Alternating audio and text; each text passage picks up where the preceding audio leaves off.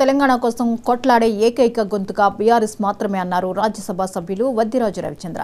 లోక్సభలో తెలంగాణ గళం వినిపించేందుకు బీఆర్ఎస్ అభ్యర్థి నామా నాగేశ్వరరావు అధిక మెజార్టీతో గెలిపించాలన్నారు. ఖమ్మం జిల్లాలో గులాబీ జెండా ఎగరాలంటున్న వద్దిరాజు రవిచంద్రతో మా ప్రతినిధి Chirra Ravi face to face. Nama Nageswara Rao గారి గెలుపు కోసం విస్తృత ప్రచారం చేస్తుంది. ఈ ప్రచారంలో ప్రధానంగా స్టార్ క్యాంపెయిన్గా ఉన్నటువంటి వద్దిరాజు రవిచంద్ర గారు ఉన్నారు. సార్ చెప్పండి, విస్తృతంగా ప్రచారం చేస్తుంది, ప్రజల నుంచి స్పందన ఎలా ఉంటుంది? విశేష స్పందన ఉంది. బ్రహ్మాండమైన బీఆర్ఎస్ పార్టీ పట్ల, కేసీఆర్ గారి పట్ల ఆ విశేష ఆదరణ తెలంగాణ రాష్ట్రం మొత్తం ఒకటే విధంగా ఉంది.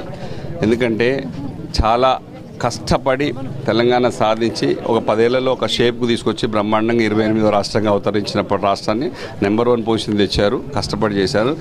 మంచిగా మిషన్ కాకతీయ నిధులు నీళ్ళు ఇచ్చారు, చెరువులన్నీ నింపి నీళ్ళు ఇచ్చారు, తాగడానికి మిషన్ భగీరథ ద్వారా ఇచ్చారు, సాగునీళ్ళు ఇచ్చారు, అన్నీ ఇచ్చి బ్రహ్మాండంగా నడుస్తున్నటువంటి రాష్ట్రాన్ని ఏవో అలవిగాని హామీలకు మన సోదరి మనలందరూ కూడా అట్రాక్ట్ అయ్యి తెచ్చుకున్నటువంటి ప్రభుత్వం 100 రోజుల్లోనే తేలిపోయింది. ఏది చేయరు, ఇంకా మోసపూరిత హామీలతో వచ్చారు. ఇవన్నీ కావని చెప్పేసి గ్రహించారు. పబ్లిక్ కూడా, ప్రజలంతా ఎప్పుడు 13వ తారీఖు ఎప్పుడు వస్తుందా కారు గుర్తుకుపోయి ఓటేయాలనేది చాలా అంటే అంత కసిగా ఉన్నారు ప్రజలు. ఖచ్చితంగా కూడా 12-13 సీట్లు ఈజీగా గెలవబోతున్నాం మేము బీఆర్ఎస్ పార్టీ.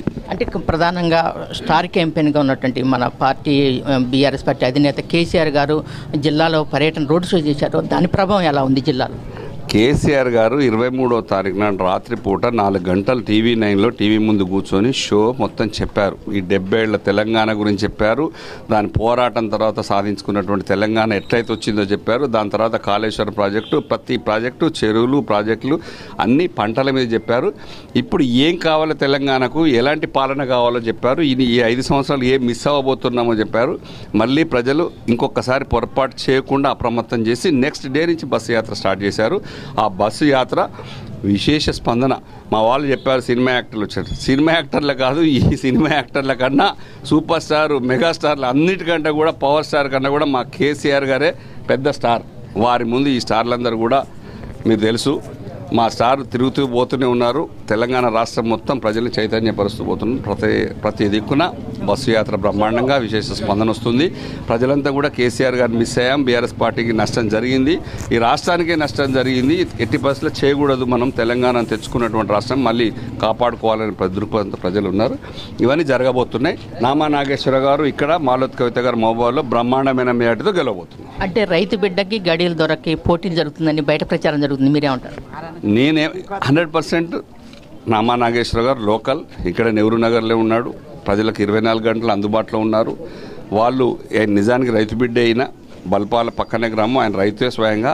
ఆ తర్వాతనే వారు కాంగ్రెస్ పార్టీ అభ్యర్థి లాస్ట్ మినిట్లో రేపు పొద్దున నామినేషన్ అనగా ప్రకటించుకొని దిగారు.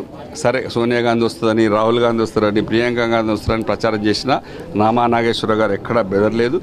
బ్రహ్మాండంగా దూసుకెళ్తూ స్ట్రాంగ్గా ఉన్నారు. ఖచ్చితంగా ప్రచారం మాది చాలా జోరుగా సాగుతుంది. వాళ్ళు ఎవరైనా సరే, వాళ్ళకు 1000 కోట్ల ఆస్తులు ఉండొచ్చు, డబ్బు ఉండొచ్చు, కానీ ఈ ఖమ్మంలో ఇప్పుడు ఓటు అడగడానికి హక్కు వారికి ఏ విధంగా ఉంది? వారు ఏ సమాజ సేవ చేశారు? కనీసం 30-40 ఏళ్ళలో ఎక్కడైనా కనిపించారా? వినోద్ రావు గారు బీజేపీ వాళ్ళు ఏమన్నా, ఈ బీజేపీ పార్టీని కూడా నేను నిలదీస్తున్నా, ఈ తెలంగాణ రాష్ట్రానికి ఒక్క జాతీయ హోదా అన్న, ఒక ప్రాజెక్టుకు జాతీయ హోదా ఇచ్చారా? ఏమి ఇవ్వలే. కొట్లాడంగా ఒక గిరిజన యూనివర్సిటీ సమ్మక్క సార్లక పేరు మీద ములుగులో ఇచ్చారు. ఇక రైతు నల్ల చట్టాల మీద, ప్రతి దాని మీద కొట్లాడమే జరుగుతుంది మాకు. కానీ కొట్లాడే గొంతుక తెలంగాణ నుంచి కొట్లాడే గొంతుక ఓన్లీ బీఆర్ఎస్ పార్టీ ఎంపీలు ఉంటేనే సాధ్యమైంది. ఇవన్నీ కూడా ఖమ్మం ప్రజలకు తెలుసు.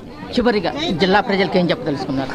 జిల్లా ప్రజలకు, ఇక్కడ ఖమ్మం జిల్లా ప్రజలకు కానీ, అక్కడ మహబూబాద్ పార్లమెంటు నియోజకవర్గ ప్రజలకు కానీ చేతులెత్తి రిక్వెస్ట్ చేస్తూ అభ్యర్థిస్తున్నా, ఖచ్చితంగా 2 అభ్యర్థులు నామా నాగేశ్వరరావు గారిని, మాలోత్ కవిత గారిని బ్రహ్మాండమైన మేడతో గెలిపేయాలని నేను రిక్వెస్ట్ చేస్తున్నాను. ఏదైతే నామా నాగేశ్వరరావుని, అట్లాగే ప్రధానంగా మాలోత్ కవితని ఇద్దరిని కూడా గెలిపించాలి, ప్రజల కోసం పనిచేసేవాళ్ళు, తెలంగాణ గొంతుని పార్లమెంట్లో వినిపించాలంటే బీఆర్ఎస్కు ఓటేయాలని చెప్పేసి వద్దిరాజు రవిచంద్ర గారు చెప్తున్నారు. కెమెరామెన్ సుధాకర్తో చిర్రా రవి, 19 టీవీ ఖమ్మం.